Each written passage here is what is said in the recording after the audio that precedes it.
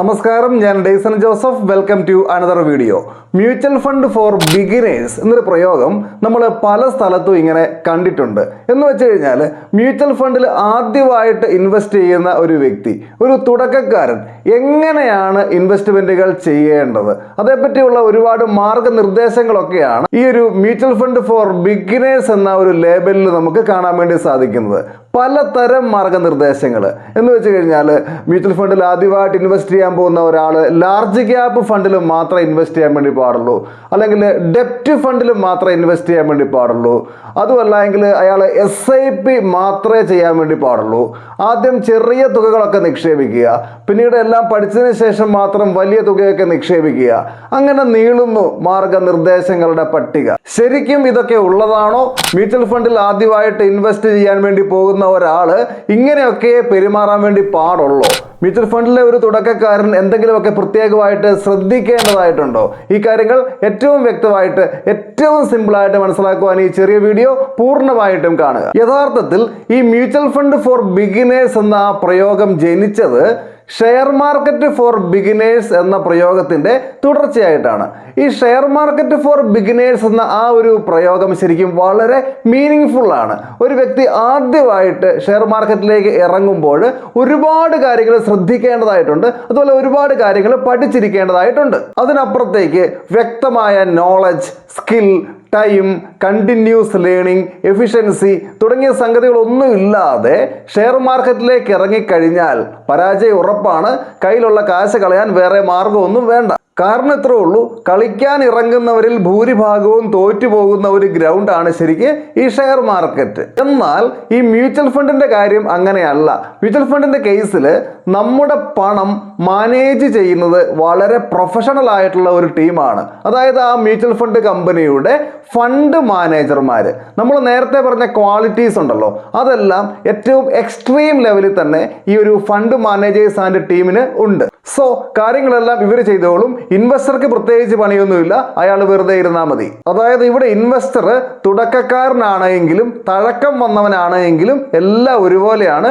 പണിയെടുക്കുന്നതെല്ലാം ആരാണ്? Fund managers and ടീമാണ്. ഒരു മ്യൂച്വൽ ഫണ്ടിൽ ഞാൻ ഇൻവെസ്റ്റ് ചെയ്താലും നിങ്ങൾ ഇൻവെസ്റ്റ് ചെയ്താലും, മ്യൂച്വൽ ഫണ്ട് എന്താണെന്ന് പോലും അറിയില്ലാത്ത അവറാച്ചൻ ഇൻവെസ്റ്റ് ചെയ്താലും, നിക്ഷേപ രാജാവായ വാറൻ ബഫറ്റ് ഇൻവെസ്റ്റ് ചെയ്താലും ലഭിക്കാൻ പോകുന്ന റിട്ടേൺ ഒരുപോലെ തന്നെയാണ്. എന്നാൽ പ്രസ്തുത മ്യൂച്വൽ ഫണ്ടിനകത്തുള്ള സ്റ്റോക്കുകളിലേക്ക് എന്ന് പറഞ്ഞു കഴിഞ്ഞാൽ പ്രസ്തുത മ്യൂച്വൽ ഫണ്ട് സ്കീം ഇൻവെസ്റ്റ് ചെയ്യുന്ന ഷെയറുകളിലേക്ക് നമ്മൾ 4 പേരും, ആരൊക്കെ? ഞാന്, നിങ്ങള്, അവറാച്ചൻ, വാറൻ ബഫറ്റ്, സ്വന്തമായിട്ട് ഡയറക്റ്റ് ആയിട്ട് ഇൻവെസ്റ്റ് ചെയ്ത് കഴിഞ്ഞാൽ നമുക്ക് ലഭിച്ചേക്കാവുന്ന റിട്ടേൺ അല്ലെങ്കിൽ ലഭിക്കുന്ന റിട്ടേൺ വളരെയധികം വ്യത്യസ്തമായിരിക്കും. വാറൻ ബഫറ്റ് കുറെ ഉണ്ടാക്കുമായിരിക്കും, ഒന്നും അറിയില്ലാത്ത അവറാച്ചൻ നശിപ്പിക്കുമായിരിക്കും. എൻ്റെ നിങ്ങളുടെയൊക്കെ അവസ്ഥ കണ്ടറിയേണ്ടതായിട്ട് വരും. സോ നമ്മളിവിടെ മനസ്സിലാക്കേണ്ട സംഗതി ഇതാണ്.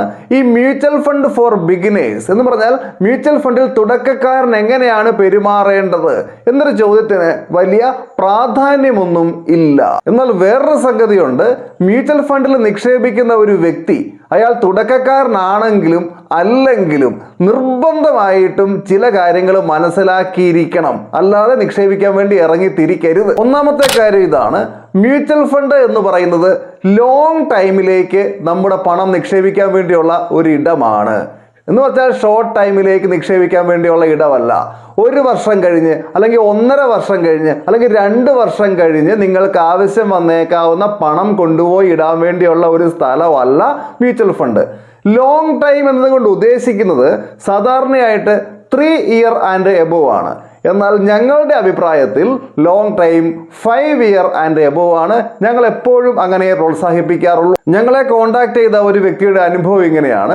അയാൾ 2024 സെപ്റ്റംബർ മാസത്തിൽ ബാങ്കിൽ അദ്ദേഹത്തിന്റെ ഫിക്സഡ് ഡെപ്പോസിറ്റ് പുതുക്കാൻ വേണ്ടി ചെന്നു. ഏതാണ്ട് 65 ലക്ഷം രൂപയോളം FD ഉണ്ടായിരുന്നു. ഒരു 6 മാസം കഴിഞ്ഞ് വീട് പണി ആരംഭിക്കേണ്ടതാണ്, അതിനുവേണ്ടിയുള്ള ഫണ്ടാണ്. അപ്പോൾ ബാങ്കിലെ സ്റ്റാഫ് പറഞ്ഞു, FD പുതുക്കുന്നതിനേക്കാൾ നല്ലത് എന്താണ്, ഇത് മ്യൂച്വൽ ഫണ്ടിലേക്ക് ലംസമായിട്ട് അങ്ങോട്ട് ഇട്ടേക്കാൻ പറഞ്ഞു.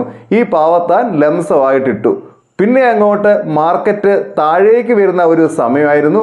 അദ്ദേഹത്തിൻ്റെ 65 ലക്ഷം ഇപ്പോൾ വളരെയധികം കുറഞ്ഞു പോയിട്ടുണ്ട്. ഈ കഴിഞ്ഞ ദിവസം അദ്ദേഹം എന്നെ കോൺടാക്ട് ചെയ്തിരുന്നു എന്താണ് ചെയ്യേണ്ടത് എന്ന് ചോദിച്ചുകൊണ്ട്. നമുക്ക് പറയാൻ വേണ്ടി ഇത്രേ ഉള്ളൂ, മ്യൂച്വൽ ഫണ്ട് ലോങ് ടൈമിലേക്കുള്ളതാണ്. ലോങ് ടൈമിൽ റിട്ടേൺ കിട്ടും. ഷോർട്ട് ടൈമിൽ ആവശ്യമുള്ള ഒരു പണം മ്യൂച്വൽ ഫണ്ടിലേക്ക് നിക്ഷേപിച്ചത് മണ്ടത്തരം, അത് ചെയ്യിപ്പിച്ചത് ക്രൂരത. രണ്ടാമത്തെ കാര്യം, ഒരു മ്യൂച്വൽ ഫണ്ടും ഇത്ര ശതമാനം റിട്ടേൺ കിട്ടും എന്ന് ഗ്യാരണ്ടി ചെയ്യുന്നില്ല. അങ്ങനെ ആരെങ്കിലും നിങ്ങൾക്കൊരു ഗ്യാരണ്ടി തന്നാൽ അത് തട്ടിപ്പാണ്, അയാൾ കള്ളം പറയുകയാണ്. ഇപ്പം നമ്മൾ FDയിൽ പൈസ ഇട്ട് കഴിഞ്ഞാൽ, RDയിൽ പൈസ ഇട്ട് കഴിഞ്ഞാലൊക്കെ ഒരു കൃത്യമായ ഇത്ര % കിട്ടും റിട്ടേൺ എന്നൊരു ഉറപ്പ് അവിടെ ഉണ്ട്. ആ ഒരു ഉറപ്പ് മ്യൂച്വൽ ഫണ്ടിന്റെ കേസിലില്ല. റിട്ടേൺ കിട്ടും, ലോങ് ടൈമിൽ മികച്ച റിട്ടേൺ കിട്ടും, പക്ഷേ അത് എത്രയാണെന്ന് പറയാൻ സാധിക്കില്ല. അത് മാർക്കറ്റിനെ ഡിപ്പെൻഡ് ചെയ്തുകൊണ്ടുള്ള ഒരു സംഗതി മാത്രമാണ്. മ്യൂച്വൽ ഫണ്ടിൽ ഇൻവെസ്റ്റ് ചെയ്യാൻ വേണ്ടി ആഗ്രഹിച്ചു പോകുന്ന പല ആൾക്കാരും എത്തിപ്പെടുന്നത് ചില തെറ്റായ സ്ഥലങ്ങളിലാണ്. അവരറിയാതെ പോയിട്ട് ഇൻവെസ്റ്റ് ചെയ്യുന്നത് ഇൻഷുറൻസ് പ്രൊഡക്റ്റിലൊക്കെയാണ്. അവരെ തെറ്റിദ്ധരിപ്പിക്കുന്നു പലപ്പോഴും പല ആളുകളും. ഇത് മ്യൂച്വൽ ഫണ്ട് ആണ്, ഇത് ഫണ്ടാണ് എന്നൊക്കെ പറഞ്ഞാണ് ഇൻഷുറൻസ് പ്രൊഡക്റ്റുകൾ നാട്ടുകാർക്ക് വിൽക്കുന്നത്. മ്യൂച്വൽ ഫണ്ട് യാതൊരുവിധ ഇൻഷുറൻസ് കവറേജും കൊടുക്കുന്നില്ല. നിങ്ങൾക്ക് ആരെങ്കിലും മ്യൂച്വൽ ഫണ്ട് ആണെന്ന് പറഞ്ഞ് ഓഫർ ചെയ്യുന്ന സംഗതിക്കകത്ത് ഇൻഷുറൻസ് കവറേജ് ഉണ്ട്, അതുപോലെ 5 ഇയേഴ്സിലെ ലോക്ക് ഇൻ പീരീഡ് ഉണ്ട്. അങ്ങനെയൊക്കെ ആണെങ്കിൽ നിങ്ങൾ സൂക്ഷിക്കേണ്ടതായിട്ടുണ്ട്, ശ്രദ്ധിക്കേണ്ടതായിട്ടുണ്ട്. അത് ഇൻഷുറൻസ് പ്രൊഡക്റ്റുകളാണോ മ്യൂച്വൽ ഫണ്ട് അല്ലയോ എന്നുള്ള കാര്യത്തിൽ സംശയിക്കേണ്ടതായിട്ടുണ്ട്. മ്യൂച്വൽ ഫണ്ടിൽ ഇൻവെസ്റ്റ് ചെയ്യാൻ വേണ്ടി പോയി സബ് സ്റ്റാൻഡേർഡ് ആയിട്ടുള്ള പ്രൊഡക്റ്റുകളിൽ ഇൻവെസ്റ്റ് ചെയ്യേണ്ടി വന്ന ഒരുപാട് ആളുകളെ പേഴ്സണലായിട്ട് അറിയാവുന്നത് കൊണ്ടാണ് ഈ ഒരു കാര്യം ഇവിടെ പറഞ്ഞത്. നാലാമത്തെ കാര്യം, നിങ്ങൾ ഇൻവെസ്റ്റ് ചെയ്യുന്നത് നിങ്ങൾക്ക് ഏറ്റവും യോജിച്ച മ്യൂച്വൽ ഫണ്ട് സ്കീമിലായിരിക്കണം. നിങ്ങൾക്ക് ഏറ്റവും യോജിച്ച ഫണ്ട്, നിങ്ങളുടെ സുഹൃത്ത് ഇൻവെസ്റ്റ് ചെയ്ത ഫണ്ട് അല്ല നിങ്ങൾക്ക് ഏറ്റവും യോജിക്കുന്ന ഫണ്ട്. നിങ്ങളുടെ ബന്ധുക്കൾ ഇൻവെസ്റ്റ് ചെയ്തുകൊണ്ടിരിക്കുന്ന ഫണ്ടുണ്ട്, അത് നല്ല ഫണ്ടായിരിക്കും, അവർക്ക് സ്യൂട്ടബിൾ ആയിരിക്കും. ആ ഫണ്ട് അല്ല നിങ്ങൾക്ക് യോജിച്ചത്.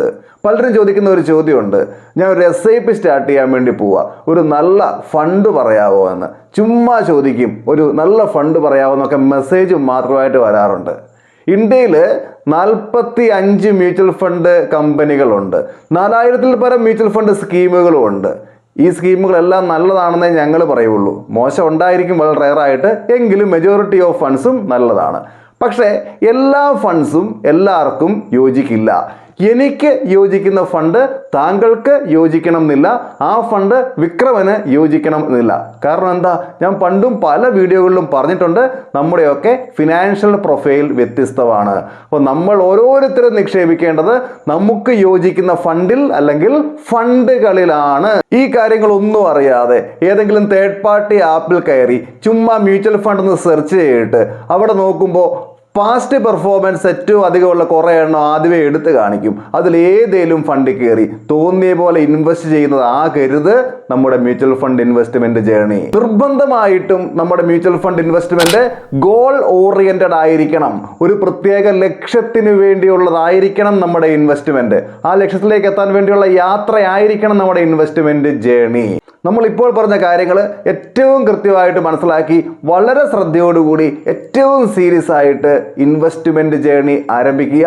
നമ്മുടെ ലക്ഷ്യത്തിലേക്ക് ഉറപ്പായിട്ടും എത്തിപ്പെടും. നല്ല രീതിയിൽ വെൽത്ത് ക്രിയേറ്റ് ചെയ്യാൻ സാധിക്കുകയും ചെയ്യും. ഈ വിഷയവുമായി ബന്ധപ്പെട്ട നിങ്ങളുടെ അഭിപ്രായങ്ങൾ തീർച്ചയായിട്ടും കമന്റ് ചെയ്യുക. മറ്റൊരു ദിവസം മറ്റൊരു വിഷയവുമായി നമുക്ക് വീണ്ടും കണ്ടുമുട്ടാം. എല്ലാവർക്കും നന്ദി.